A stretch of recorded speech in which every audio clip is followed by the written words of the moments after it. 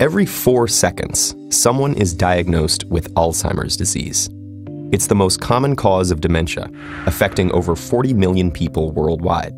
And yet, finding a cure is something that still eludes researchers today. Dr. Alois Alzheimer, a German psychiatrist, first described the symptoms in 1901, when he noticed that a particular hospital patient had some peculiar problems, including difficulty sleeping, disturbed memory, drastic mood changes, and increasing confusion. When the patient passed away, Alzheimer was able to do an autopsy and test his idea that perhaps her symptoms were caused by irregularities in the brain's structure. What he found beneath the microscope were visible differences in brain tissue, in the form of misfolded proteins called plaques and neurofibrillary tangles. Those plaques and tangles work together to break down the brain's structure. Plaques arise when another protein in the fatty membranes surrounding nerve cells gets sliced up by a particular enzyme, resulting in beta-amyloid proteins, which are sticky and have a tendency to clump together. That clumping is what forms the things we know as plaques. These clumps block signaling and therefore communication between cells, and also seem to trigger immune reactions that cause the destruction of disabled nerve cells. In Alzheimer's disease, neurofibrillary tangles are built from a protein known as tau.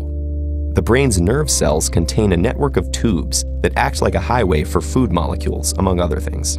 Usually, the tau protein ensures that these tubes are straight, allowing molecules to pass through freely.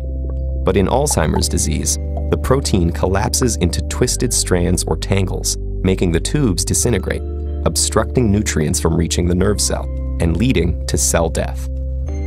The destructive pairing of plaques and tangles starts in a region called the hippocampus, which is responsible for forming memories. That's why short-term memory loss is usually the first symptom of Alzheimer's. The proteins then progressively invade other parts of the brain, creating unique changes that signal various stages of the disease. At the front of the brain, the proteins destroy the ability to process logical thoughts. Next, they shift to the region that controls emotions, resulting in erratic mood changes. At the top of the brain, they cause paranoia and hallucinations. And once they reach the brain's rear, the plaques and tangles work together to erase the mind's deepest memories.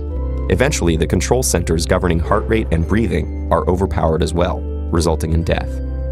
The immensely destructive nature of this disease has inspired many researchers to look for a cure, but currently, they're focused on slowing its progression. One temporary treatment helps reduce the breakdown of acetylcholine, an important chemical messenger in the brain, which is decreased in Alzheimer's patients due to the death of the nerve cells that make it.